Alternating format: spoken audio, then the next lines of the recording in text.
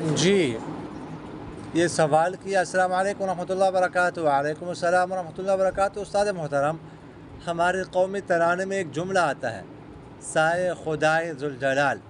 کیا یہ جملہ کفریہ ہے؟ ایک دیوبند کے بڑے مفتی ہیں، انہوں نے فرمایا کہ یہ کفریہ جملہ ہے، کیونکہ اللہ تعالیٰ کا سایہ نہیں ہوتا۔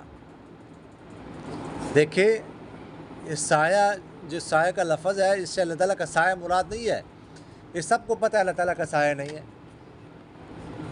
اللہ تعالیٰ سایہ سے پاک ہے، اور اللہ تعالیٰ میں نظر نہیں آتا، تو سایہ کیا ہوگا؟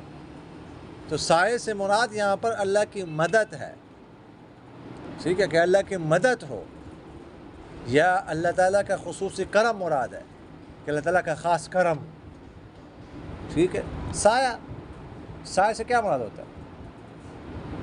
ٹھیک ہے، سایہ ہو تو سایہ جو ہے نہ صرف سایہ ہو، اس کا کیا مطلب؟ سمجھ آ گئے کہ نہیں ہے؟ تو اس لیے یہ مراد ہے، اصل جو سایہ ہے وہ مراد نہیں ہے۔